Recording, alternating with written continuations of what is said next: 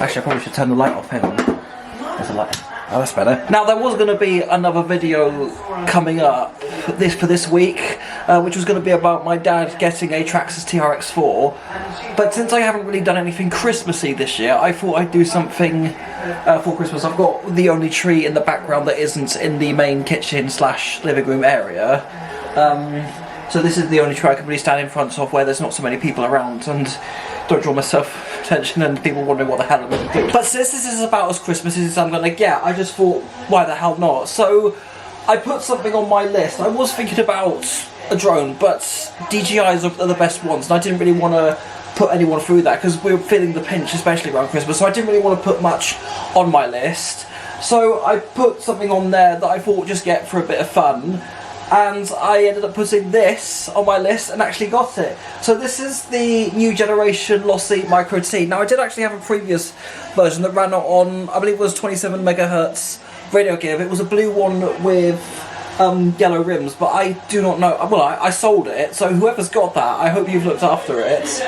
Now, I actually missed that Micro-T, and when I saw that there was a newer generation out, I just snagged at the opportunity. I did have my eye on Micro-B, which maybe I could also get, that could be on the table, but for now, the Micro-T. This, I wanted to go back to something on this smaller scale, because 1/28 just feels like so much fun. I have seen the videos of this thing going, and yeah, just love the look of it, love the speed it goes at, and just looks like so much fun.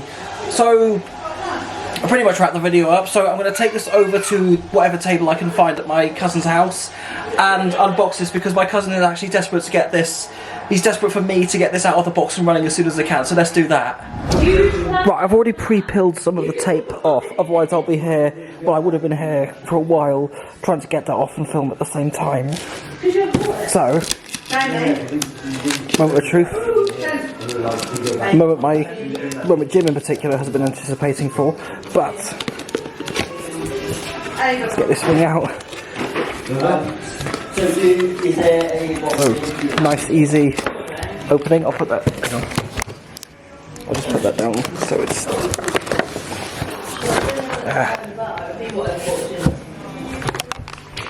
So there we have it. I might have to undo the zips off camera. I've got double A's there for the transmitter, USB charging, and the transmitter, which I believe is the same as what's included with the Armour Groms. It was, yeah, so it's a Spectrum, which doesn't help because of that video I made saying that I was done with Spectrum, but here we are. In fact, there's Cousin Jim's Armour Mojave Grom, which goes around quite quick. In fact, yeah, it's the same. So it's the same as what comes with the Armour Grom stuff, in particular, you know, the Mojave and the Typhon Grom. So one of my LiPos has finished charging. Charger in there. So it's cable tied. So that's the unboxing done. So what I'll do is I'll get everything unwrapped and unpacked off camera, get that off, and hopefully get it running soon, and see where things go from there. Okay, I'll have to excuse the poor lighting because I've had to switch to the Osmo Action because the camera lens on the M50 Mark II is a bit too wide. But here it is. Out of the box, we've got our transmitter, which is the Spectrum SLT2. We've got our charging cable here, which is USB powered. Also has USB adapter so that you can use USB-C ports as well as USB-B, I want to say, probably USB-A, or just regular USB for the matter. But there's our charging end, and there's the charger itself. Now, one thing I do actually like about the car is that it's Velcro at the front, but hinged at the back. In fact, I'll bring this under a place where there's more lighting so you can see this a lot better. This is perfect. So yeah, it's hinged at the back, and there it's Velcro. I've done there quite nicely actually, and the battery pack is already in there, so there's a little clip there. Just undo that to take the battery out. So once I've got the charging lead, well, the battery cable out, I'll get it hooked up to the charging lead, and I'll come back to you when the car is finished charging. So here it was on charge. I did manage to find a USB port in my cousin's kitchen, and here it is on charge with the orange lights, meaning it's charging. I didn't think to get a video of it with the green lights on means to indicate that the battery has finished charging, but here it is. It's in the Micro-T, all hooked up to the ESC/receiver combo, and Jim actually pointed out that the connector here was quite big for it, which I'm not surprised that they went with something like that for this scale, but it's on, so, well, not on right now, but now it's on, so lights flashing, I'll get the transmitter turned on. Okay, so the light's gone solid, and it's quite a responsive server. Yeah, the server's got some speed to it, so what I'll do is I'll just turn it upside down to see how.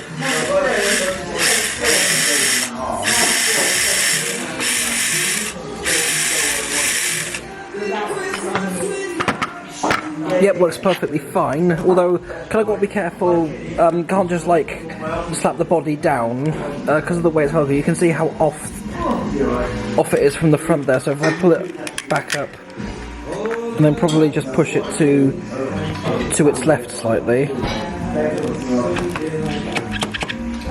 Yes, that's literally the only thing I don't like, because if there's a bit of wire poking out down that end, then it's going to make the body off-center at the front, but there we have it. So when there's not so much going on the living room floor, I'll take this onto there and see how it drives. Well, it's quite small, so I'll be able to send it at full power inside, given that it's quite a big indoor space. But that's Losi Micro-T. It's all charged up, ready to go. So let's test it. So before giving it a run around, I thought I'd go over the electronics and the overall internals. So actually, those feel quite nice, and I'll be surprised if these are friction shocks. They do feel like oil shocks, but I'll be surprised if they are friction, because they don't feel like friction shocks, but oh well. So the motor in the back, we've got a 65-ton 030, I believe it is, brushed motor. There is a 45-ton version you can get, which will make it run faster, but I think it's quite nippy. I did have a little bit of a drive on it earlier before filming this. So in the side we've got a 350 mAh 2S LiPo battery. We've got our servo here at the front, which, judging from I can see white on the end gear of the servo, so I'm guessing that's a nylon gear rather than the metal gear, which is a shame, because metal gear tends to be more my present because they don't strip as easily. So we've got our Spectrum SCT 2-in-1, so this is an ESC receiver combo, and servo outputs. Maybe I'll change that, because it does feel a bit bulky given the scale of the car. And also, we haven't really talked about, so these are also proper Proline racing wheels, so it's practically fit for racing, and I just dropped it off the floor. I didn't mean to do that. So what I'll do is I'll get it turned on, then get the Spectrum transmitter on. So just basically there's a button in there. Press that. So the only downside I have is just where the switch is, the fact that there's not really like a switch mounted like on the outer rim to make it easy to turn off, but then again, given how nippy the thing is, I guess that might be a potential design fault, but better have it in there rather than it just turning off randomly. So here's our Spectrum SLT2. It's quite, should be able to drive and film at the same time. So here's a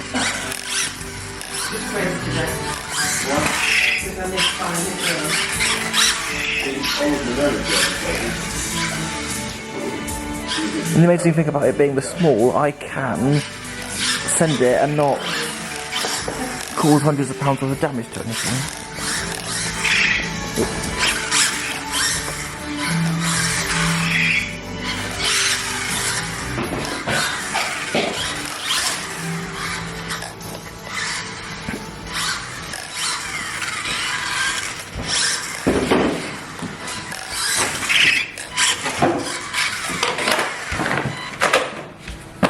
Yeah, I love that.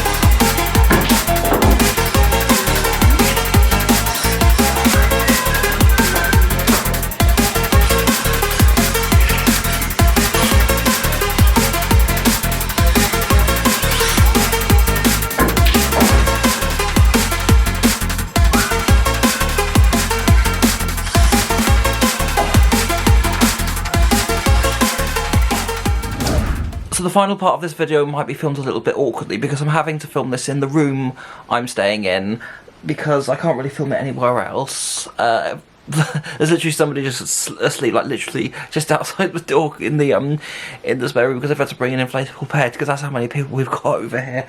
But when it comes to the Micro-T, I truly regret selling the previous generation Micro-T that I had, but I think it enabled me to get the second, I believe this is the second generation Micro-T, but I'm glad that I've got this. I absolutely love this thing.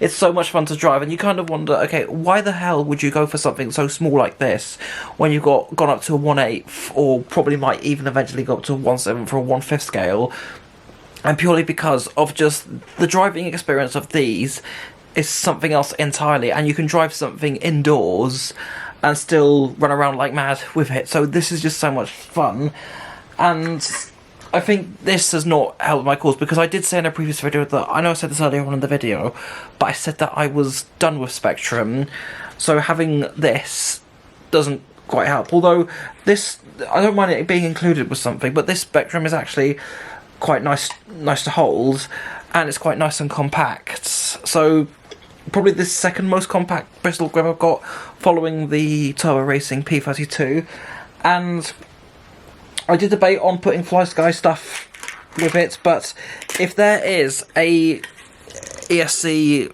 receiver, I believe this is the ESC receiver combo, so if, I haven't quite got it in shot, but if there is a version similar to that works with FlySky transmitters, let me know. Otherwise, this is going to be staying in, and I don't really think there is.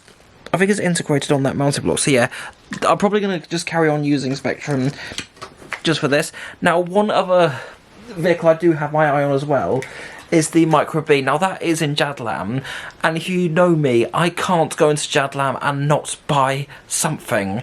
So the next time I go into Jadlam, it's highly likely that I'll be walking out of there with the Micro-B. So this, I have the Micro-B joining alongside this, and I'll do a comparison because this is 128, whereas the Micro-B is 124th, and I do have a feeling that the Micro-B uses the same rear wheels as this one, probably just to keep manufacturing costs down. And it also means I have another one of these, so maybe if I can find, I haven't probably looked into it, hopefully there is a way of binding the ESC receiver combo to another transmitter, otherwise I'm just stuck with two of these. But I might have the Micro-B and the Micro-T sharing this transmitter, and probably use the one that came with the Micro-B as the backup. So there's that.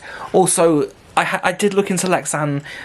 One thing I was hoping to actually do with this is put a body that I've painted myself and personalise it a bit more, because my cousins Jim and Matt are expressing interest in getting one of these. I'm trying to convince them to buy one after they scaled down to the Mojaves, which are quite big for running indoors, but this is so much fun, so hopefully I can get them on board with one of these. But for now, this I love. It's Boxing Day, I unwrapped it on Christmas Day, and I just cannot stop having so much fun with this. And I do really want to build a track as well, so that we can have our own fun little races. But that's the Micro-T.